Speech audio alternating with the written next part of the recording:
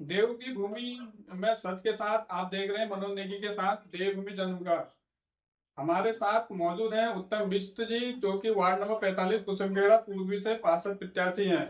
उत्तम जी, आप इस बार चुनाव मैदान में हैं, तो इस बार आप किन मुद्दों के साथ चुनावी मैदान पे ताल ठोक रहे हैं?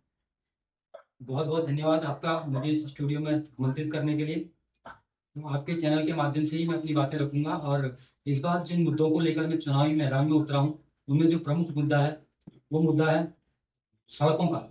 इस वक्त हमारे वार्ड में लगभग 70% सड़कें जो है वो बिल्कुल बेतहाशा उखड़ी पड़ी हैं और बहुत उनकी हालत खराब है। उनमें से कुछ स्कूल हैं जहाँ पे स्कूल के बच्चे आते हैं और जाते हैं, उनको परेशानी होती है। इसके अलावा जो मुख्य हमारी परेशानी है, जो मेन जनता का मुद्दा है, वो वहाँ पर नालियों का है।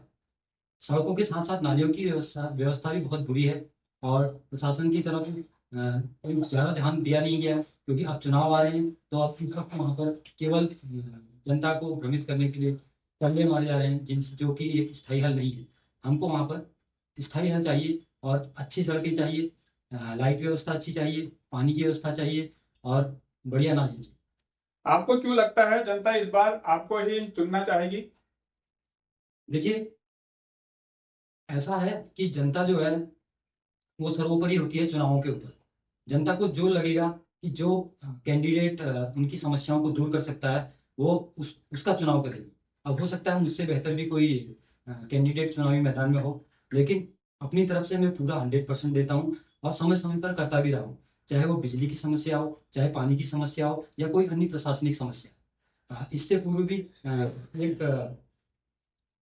बिजली के बिलों की जब समस्या आई थी, हमारे वार्ड नंबर 45 में बिजली के बिल बेतहाशा बढ़ा दिए गए थे, तो उस वक्त भी मैंने जाकर वहां पर विरोध किया था और जनता की तरफ से समस्या को रखी थी। तो प्रशासन ने मेरी बात वहां पे सुनी भी और कई लोगों के बिल मैंने वापस कम भी करवाए। जब अधिकतर बड़े नेता कोरोना काल में घरों में दुबके थे, आपने जन सेवा जारी रखी। उस अनुभव को भी आप साझा करेंगे? देखिए, जो कोरोना काल था वो तो पूरा इस पूरी शताब्दी का सबसे काला दिन हम उसको कह सकते हैं। जो जो भी वो समय रहा और बहुत ही दयनीय थी। कई लोगों ने अपने सगे संबंधियों को खोया है। कई तो परिवार के परिवार खत्म हो गए, जिनका कोई नाम लेने वाला नहीं था। तो बड़ा दुख होता है। आपने क्वेश्चन पूछा है तो मैं आपको बताना चाहूंगा, साझा करना चाहूंगा। कुछ अच्छी आदतें वो नहीं रही। उनमें हम लोग लगातार अपनी टीम के साथ जनसेवा को जारी रखे हुए थे।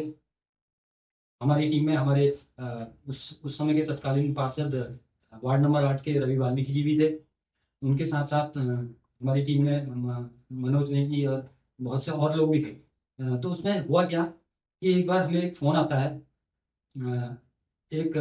वो कहता है कि यार मुझे बचा लो और नहीं तो ये लोग मेरी जान ले लेंगे। तो वो फोन सुशीला तिवारी से था। वो मरीज ये कह रहा था कि मुझे किसी तरह से यहाँ से बाहर करो। तो इसके बाद हमने कहा ठीक है, हम सुबह आते हैं। लेकिन जब हम सुबह अपनी टीम के साथ सुबह सुबह के समय उस मरीज की वाइफ का फोन हमारी टीम के सदस्य को आया और उन्होंने कहा कि वो नहीं रहे। तो हमें बड़ा दुख हुआ। उसके बाद हमने जाकर वहां पर सुशीला तिवारी में इस बात की जांच पड़ताल की कि आखिर हुआ क्या था।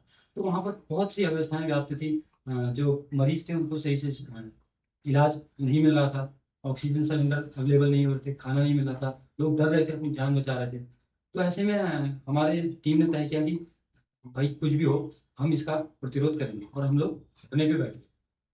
तो उस समय जब सब लोग डर रहे थे कि भैया कोरोना वायरस से, उस वक्त हम सुशीला तिवारी के गेट के आगे बैठे हुए थे और प्रशासन ने हमारा दमन भी किया, हमारे ऊपर कई केस लगाए और उन केसों की परवाह न करते हुए हमने जन सेवा जारी रखी और उसका परिणाम ये रहा कि लोगों को उसके बाद अच्छी स्वास्थ्य सुविधाएं मिली।